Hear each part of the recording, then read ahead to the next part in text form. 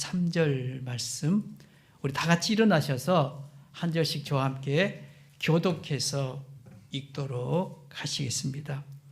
룻기 2장 18절에서 23절 말씀입니다. 먼저 읽도록 하겠습니다.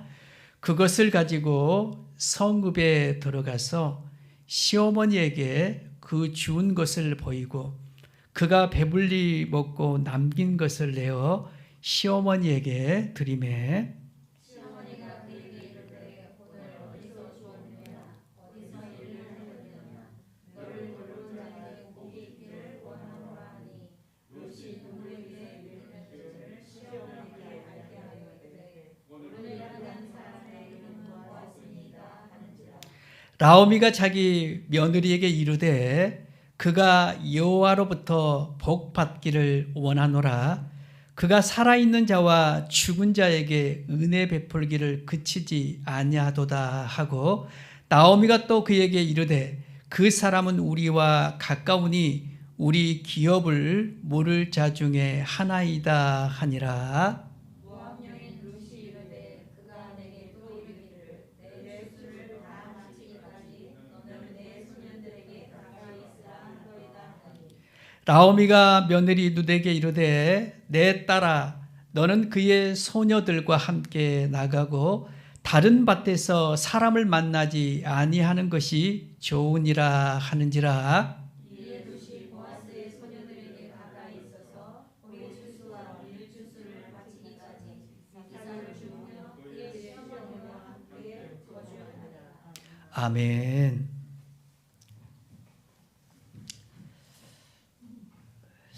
오늘 본문은 하나의 사물을 가리키는 지시 대명사로부터 시작되는 것을 볼 수가 있습니다.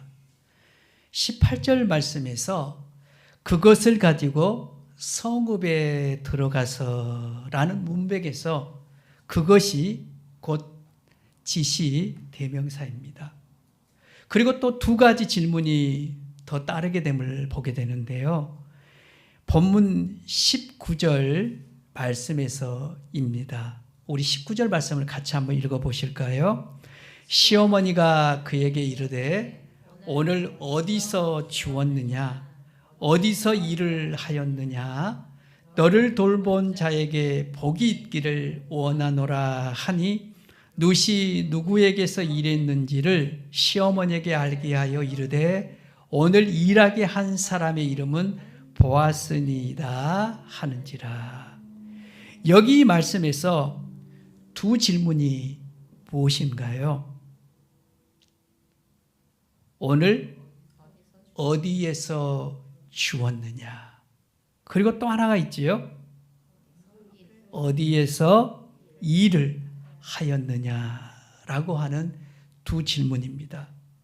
그렇다면 18절 말씀에서 가리키는 그것은 누구의 손에 있는 것인가요? 그리고 그 손에 있는 그것이 무엇이었을까요? 본문에 앞서 기록된 17절 말씀과 오늘 본문 18절 말씀 가운데서 그것을 가리키는 지시대명사 그리고 그것이 누구의 손에 지어져 있는지를 알게 해줍니다. 먼저 말씀을 읽고 답을 한번 해보십시다. 17절, 18절 두 절인데요. 룻이 밭에서 저녁까지 줍고 그 주운 것을 떠니 보리가 한 이에바쯤 되는지라. 그것을 가지고 성읍에 들어가서 시어머니에게 그 주운 것을 보이고 그가 배불리 먹고 남긴 것을 내어 시어머니에게 드리매. 이곳에 답이 있지요. 룻의 손에 들려있는 그것이 무엇입니까? 그렇죠. 며느리 룻이 아침에 나갔다 가져온 보리 한 에바와 룻이 배불리 먹고도 남긴 것을 쌓아온 음식입니다. 이것은 분명 놀라운 일입니다. 룻이 이른 아침 보리 이삭을 줍기 위해 밖으로 나갔습니다. 이유는 단 하나였지요. 끼니를 해결하기 위해서입니다. 정처 없이 빈손으로 나간 것입니다. 그런데 이게 웬일입니까? 빈손으로 나갔던 그가 귀가할 땐 보리 한 에바와 음식을 들고 들어온 것입니다.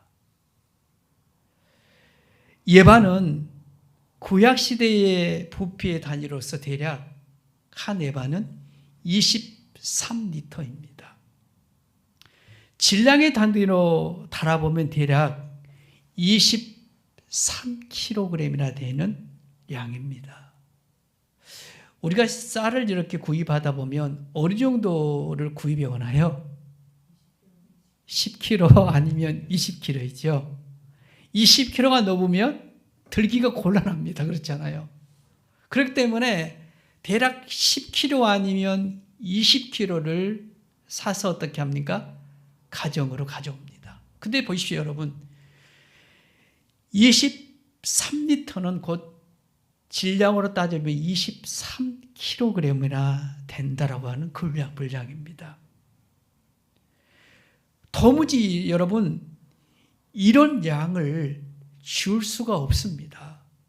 왜냐하면 이것은 보리를 다 수확하고 남는 밭에 들어가서 무엇을 주는 겁니까?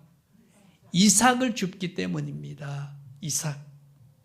이삭을 하루 종일 줍는다 할지라도 그 양을 줄 수도 없을 뿐만 아니라 그걸 떨어도 23kg라고 하는 이 분량을 소득을 얻을 수가 없다라고 하는 것이죠. 어떤 일이 있었는지 당사자인 룻이 압니까? 모릅니다. 룻도 모를 뿐만 아니라 라오비도 모르지요. 알고 있는 것은 이 밭에서 일했던 소년들과 그렇죠. 소년들과 저도 알고 여러분도 알고 있다라고 하는 것입니다. 여러분 아시죠? 어떻게 해서 23kg나 되는 거죠? 이삭을 주었음에도 불구하고 이토록 많은 양을 수확해서 돌아오게 되었는지 소년들과 저와 여러분은 알지만 룻은 알지 못했다라고 하는 것입니다. 이토록 많이 주은 이유가 무엇이었습니까? 바로 이것이었습니다.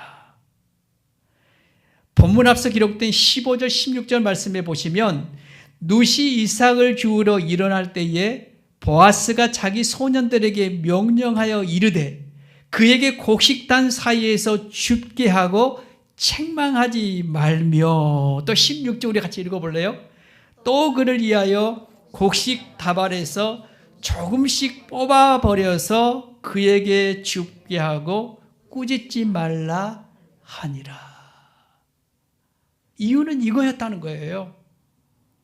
한 톨 한 톨 모아서 23kg나 되는 그 양을 들고 오는 것이 아니라 누구의 은혜? 보아스라고 하는 이 은혜를 입어서 23kg가 되었는데 보아스가 뭘 말씀합니까? 그 소년들 가운데에 이 처자를 괴롭게 하지 말고, 그리고 뭐라 합니까? 책망도 하지 말고 도리어 조금씩 어떻게 합니까? 모았던 그 단에서 뽑아내서 뭐라 하는 거예요? 저 여인 가운데 줍게 하라 라고 하는 은혜를 입혀주고 있습니다. 이토록 많은 양의 보리 수확을 할 수 있었던 것은 누구의 은혜입니까? 밭주인 보아스의 배려입니다. 보아스는 예수 그리스도의 예표입니다. 그러니 우리 주님이 룻으로 하여금 은혜를 베푼 것이며 저와 여러분 가운데 룻에게 베푼 우리 주님의 은혜가 우리들 가운데도 오늘날 미치고 있다라고 하는 것입니다. 빈손으로 나갔던 누세 두 손에 풍성하게 지어진 보리와 음식을 향해 질문이 다가옵니다. 오늘 어디에서 주웠느냐? 오늘 누구의 밭에서 일을 했느냐라고 하는 두 질문이었습니다. 누구의 입에서 흘러나온 질문인가요? 시어머니 나오미의 입술에서 나온 두 가지 질문이었습니다. 오늘 어디에서 주웠느냐? 어디에서 일을 하였느냐? 연속되는 나오미의 질문 속에서 나오미의 궁금증의 정도를 짐작할 수가 있습니다. 즉 나오미의 생각에 여인이 하루 동안 보리 이삭을 한 에바 정도 줍는다는 것이 예사의 일이 아닐 뿐만 아니라 준비해 가지도 않았던 점심을 먹고도 남겨온 뭐가 있었습니까? 음식이 며느리 누대 손에 들려 있었기 때문입니다. 필경 이것은 누구의 호의를 입지 않고는 있을 수 없는 일이기 때문에 그 며느리 손에 들려진 한 에바와 그리고 싸들고 온 음식을 바라보며 그가 질문한 것입니다. 오늘 어디에서 주웠느냐? 어디에서 일을 하였느냐?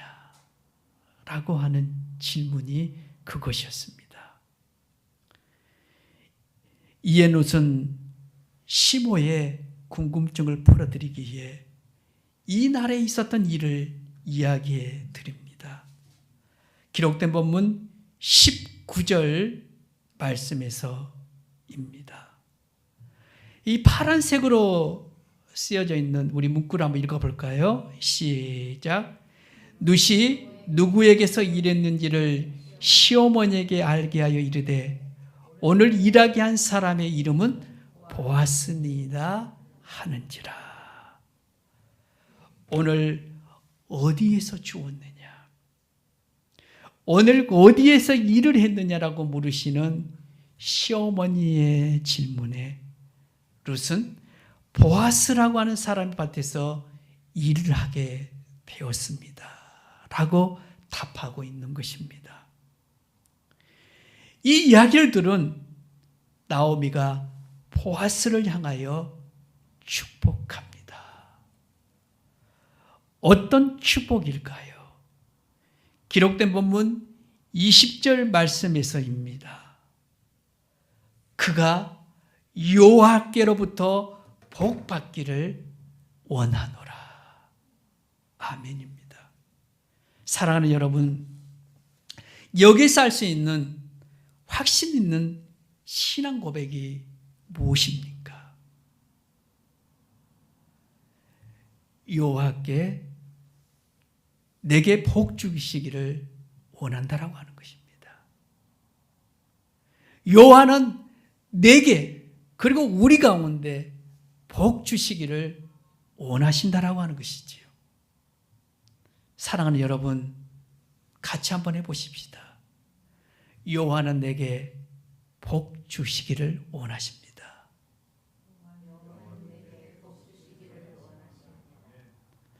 사랑하는 여러분, 사람에게 임한 복은 누구로부터 오는 것인가요? 하나님께로부터 오는 것입니다. 하나님이 주시는 복의 당위성은 하나님은 산자뿐만 아니라 죽은 자들까지도 복을 주시는 분이시다라고 하는 것입니다. 이것을 믿으세요? 복은 하나님이 주시는 특별함이 있다라고 하는 것이지요. 지금 나오미가 그런 고백을 하고 있잖아요. 내게 은혜를 베푼 그에게 누구로부터요? 하나님이 복 주시기를 원한다라고 나오미가 말씀을 해주고 있습니다. 보십시오. 이어지는 문맥을 보니 그는 살아있는 자와 죽은 자에게 은혜 베푸시기를 그치지 아니하는도다 라고 기록이 되어 있습니다. 그렇다면 살아있는 자는 누구이며 죽은 자는 누구이길래 하나님은 은혜 베푸기를 그치지 아니하시는 분일까라고 하는 것이겠지요. 살아있는 자란 지금 본문에 등장하는 나오미와 누시며 또한 저와 여러분이시다는 것을 확인하며 또 이것을 믿고 나아가는 저와 여러분 되시기를 축원합니다. 그렇다면 여러분, 하나님은 죽은 자에게는 어떤 은혜를 베푸시는 것일까요? 참고섬구 요한복음 20장 6절의 말씀입니다. 우리 한 목소리로 6절 말씀을 읽도록 하겠습니다. 이 첫째 부활에 참여하는 자들은 복이 있고 거룩하도다. 둘째 사망이 그들을 다스리는 권세가 없고 도리어 그들이 하나님과 그리스도의 제사장이 되어 1000년 동안 그리스도와 더불어 왕 노릇하리라. 아멘. 죽은 자에게 임한 하나님의 복이 무엇입니까? 이 복은 부활케 하시는 복입니다. 죽은 자도 다시 살리셔서 나를 위해 그리고 여러분을 위해 십자가에 달리신 우리 주님과 함께 뭐 하겠다라고 하십니까? 왕노릇하게 하신다라고 말씀을 하십니다. 하지만 예석하게도, 하지만 안타깝게도 모두가 왕노릇하는 존재가 아니라는 것입니다. 지금 살아서 하나님을 믿고 예수를 주로 고백하며 또 등과 기름을 준비하여 하나님을 예배하고 사는 참된 누구만요? 그리스도인만. 주님이 인정해주는 이 땅을 사랑하는 신부들만 이 은혜를 입을 수 있다라고 하는 것입니다. 죽었지만 그를 다시 살려내서 어떻다는 거예요? 부활의 잔치에 참여하게 할 뿐만 아니라 예수 그리스도와 함께 하나님의 나라 가운데서 왕노릇하는 은혜를 입히신다라고 오늘 말씀은 분명하게 우리 가운데 증언해주고 있다라고 하는 것입니다. 삼시세끼 밥을 먹지 않고는 살 수 없다고 우리의 육체는 아우성하지만 정작 부활에 이르게 하는 하나님 앞에 예배는 등한히 하고 있다면 이보다 더 큰 문제가 될 수밖에 없다라고 하는 것입니다. 이것은 설교자의 개인의 말이 아니라 성경은 분명하게 이것을 말씀해주고 있다라고 하는 것입니다. 성경은 두 사람 이야기를 하고 있습니다. 한 사람은 부자요, 한 사람은 거지입니다. 부자라고 한 사람은 육체로 살 때 누구보다 부유했던 사람이며 호의호식하며 살았던 사람입니다. 하지만 이 부자는 그의 마음 안에 하나님을 담아놓지 않았습니다. 또 한 사람은 가난하여 거지입니다. 먹을 끼니가 없어 구걸하며 지냈던 사람입니다.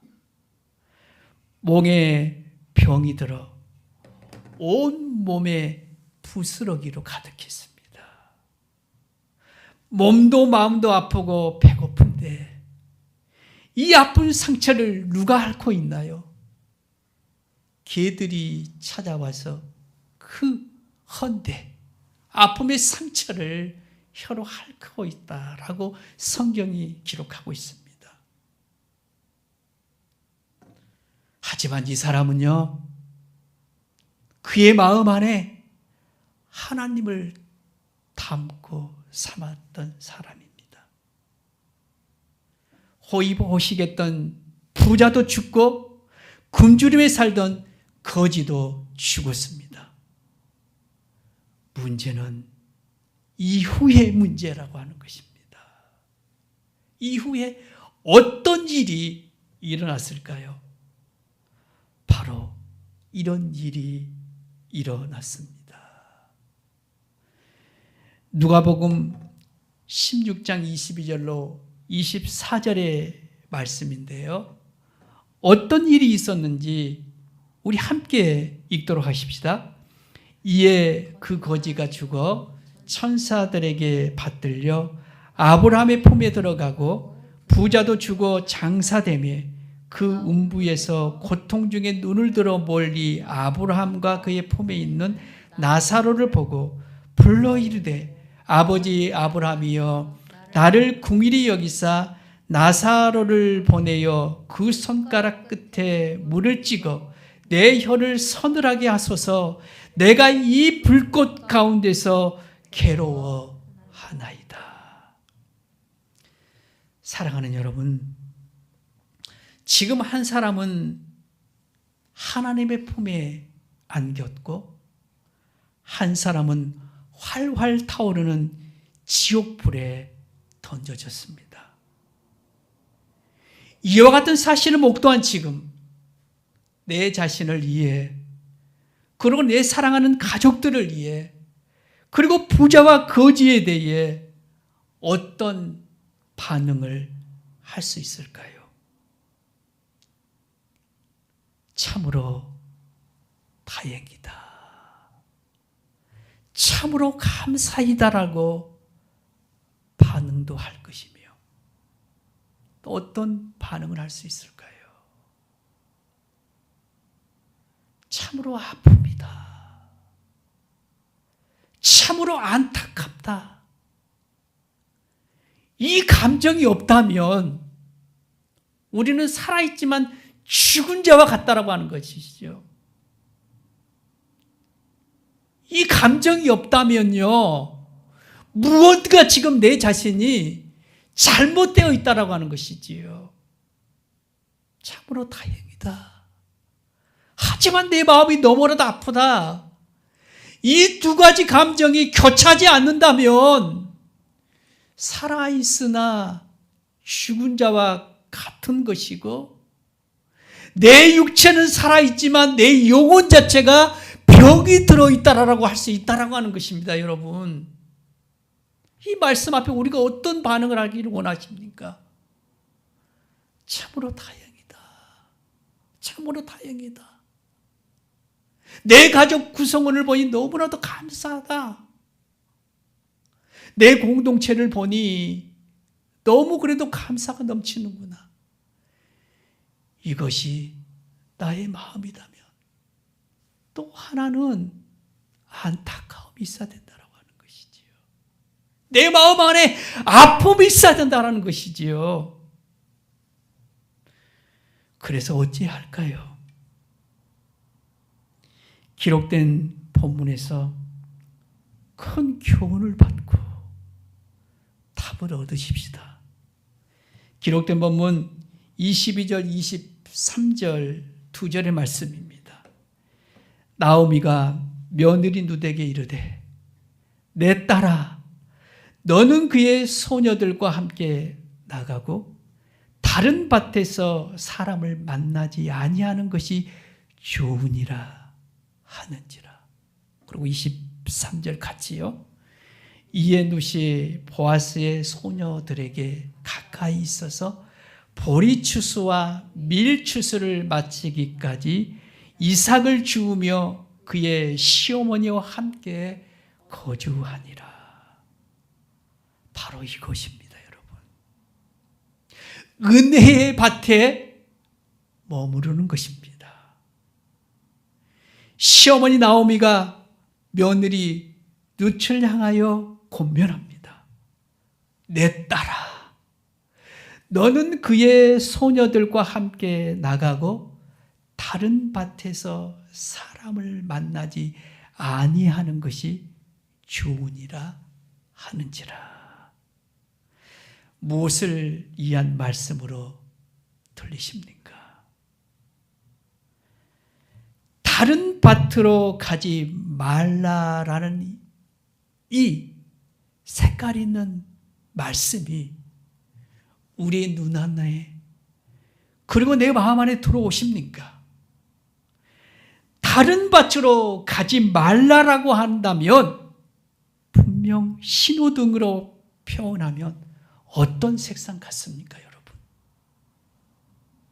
빨간색입니다. 노란색도 아니고 주황색도 아니고, 주황색 노랑 똑같죠. 주황색이 아니고 초록색이 아니다라고 하는 것입니다.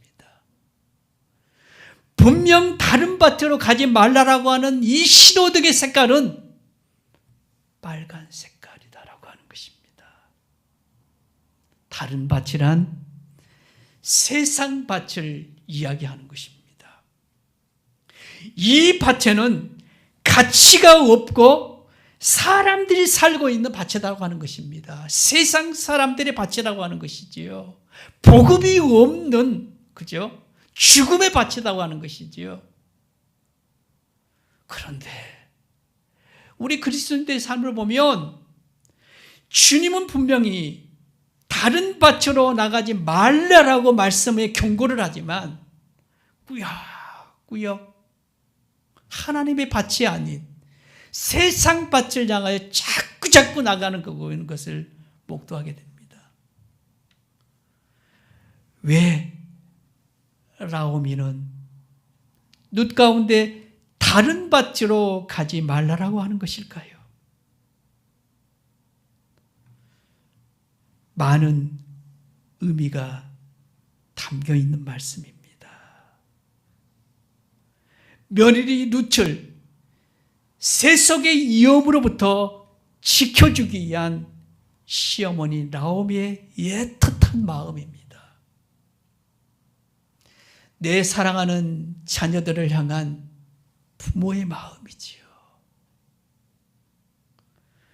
당신의 아들 예수 그리스도를 십자가에 못 박기까지 우리를 사랑해 주시고 우리를 지키기 위한 누구의 마음인가요? 하나님의 마음입니다. 더불어 교회를 향한, 성도들을 향한 작은 종의 마음이기도 합니다. 정작 오늘 이 말씀을 들어야 할 분들이 이곳에 없는 것이 너무나도 안타깝습니다. 은혜의 밭에 거하면 그도 살고 가족도 살고 그리고 당신들이 추구하는 것을 분명히 하나님께서 채워주실 건데 라고 하는 것이죠. 이게 너무나도 안타깝다는 거죠. 그래서 종이 어제도 문자를 넣었습니다.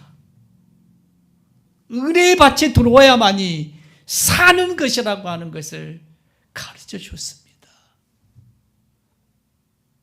근데요, 쉽지가 않다는 거예요, 여러분. 우리는 이미 주의 전에 들어와 있기 때문에 별 무리가 없어 보이는데 이곳에 담겨지지 못한 그들은요, 엄청 힘겨운 거라는 거예요. 힘겨운 거. 이게 쉽지 않다라고 하는 거예요. 내가 하나님 앞에 있잖아, 예배하고 있는 이게 얼마만큼 큰 은혜이며 당신의 혜택을 입고 있는가라고 하는 것을 우리가 알아야 된다는 거죠. 그래서 여러분, 예배에 집중하십시오. 말씀에 집중하는 것이 이 은혜 안에 있다고 하는 거예요. 저들인들 은혜 밭에 들어오고자 하는 마음이 없었겠습니까? 근데요, 사단은 그들을 막고 있다라고 하는 것이지요. 은혜 밭에 들어올 수 없도록 막고 있다라는 거예요. 왜요?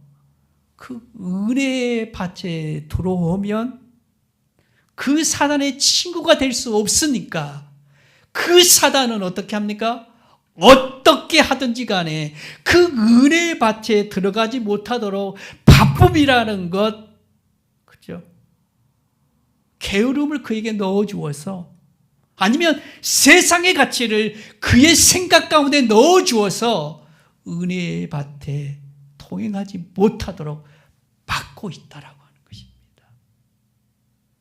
그래서 우리가 포기할 수가 있을까요? 아니다는 거예요.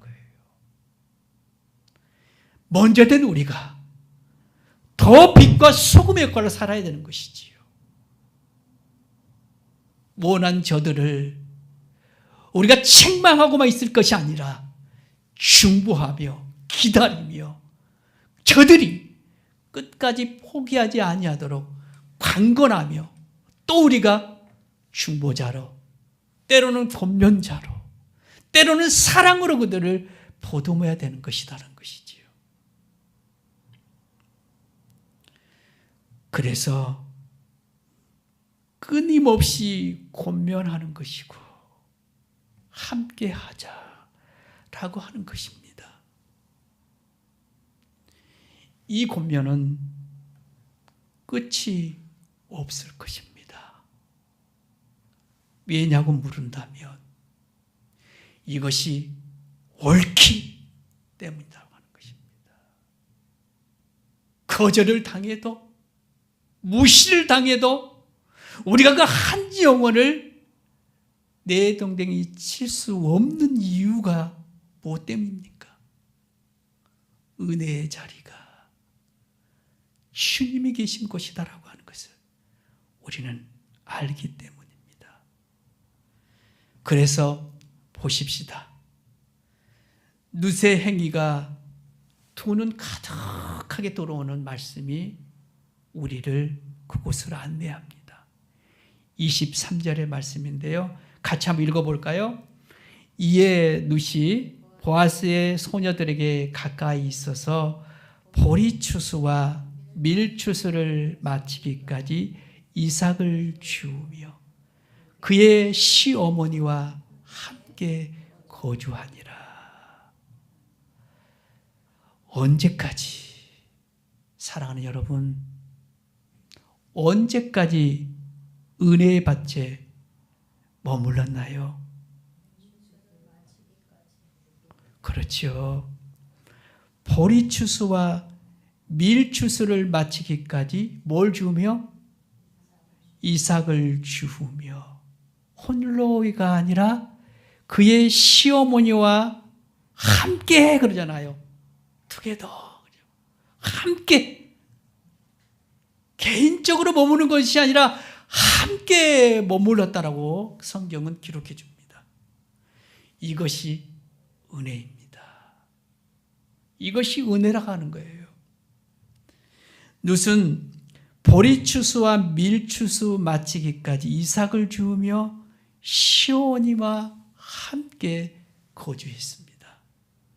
이 말의 의미는요, 한때를 이야기하는 게 아니다는 거예요. 우리 그리스도인의 속성이요, 그런 게 있어요. 분명 목회자이든 직분자이든 성도이든요, 이제 됐어, 이게 위험한 거거든요. 이제 됐어. 직분을 받기까지 어떻게 합니까? 1등으로 치고 달리잖아요. 많은 분이 그래요. 그런데 직분을 받게 되면 이제 됐어, 조용히 내려놓는 분들이 많다라고 하는 거예요. 부흥을 갈망하며 열의와 열정을 향해 달려갑니다. 성도 200명, 300명, 1000명이 되어지면 이제 됐어. 누구의 말인가요? 이 땅에 살아가는 수많은 목회자들의 고백이라고 하는 것이죠. 그렇다면 성도들 가운데 이런 위험이 없을까요? 많지요. 많습니다. 육체를 치료받기 전까지는 어떻게 합니까? 금식하며 하나님의 은혜를 구하고, 가난에 있을 때 하나님의 나를 좀 살펴주시오, 나를 도와주시옵시오라고 기도하며 나아가며 하나님께서 치료해 주시고 채워주실 때 이제 됐어. 이런 경우가 있다라고 하면 오늘 이 본문은 나와 관련이 없는 본문이라는 것이죠. 그런데 여러분 보세요. 보리추수와 밀추수 마치기까지 이삭을 주우며 시어머니와 함께 거주하였더라. 이 말의 의미는 세상 끝날 때까지 주의 말씀을 따르며 성도들과 함께 교회 공동체를 이루며 살고 있다라고 하는 것을 말해주는 거라는 거죠. 아멘인가요? 맞습니다.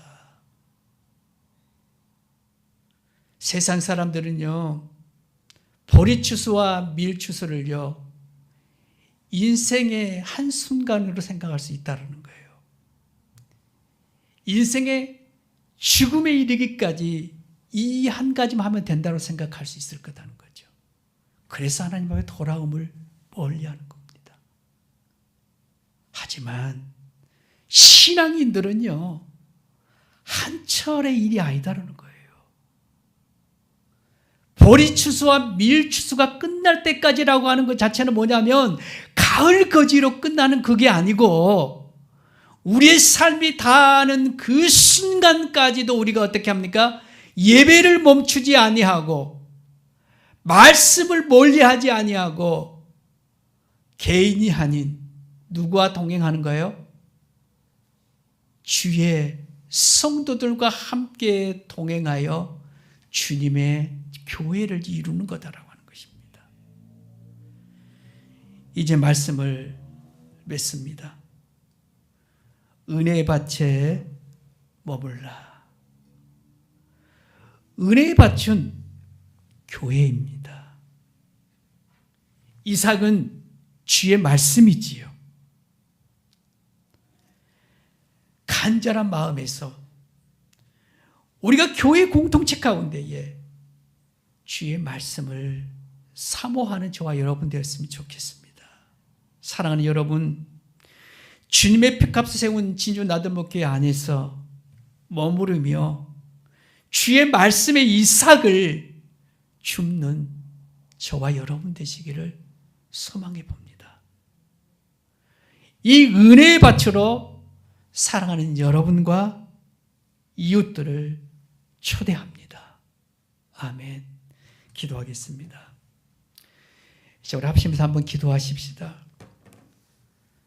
오늘 하나님은 은혜의 밭에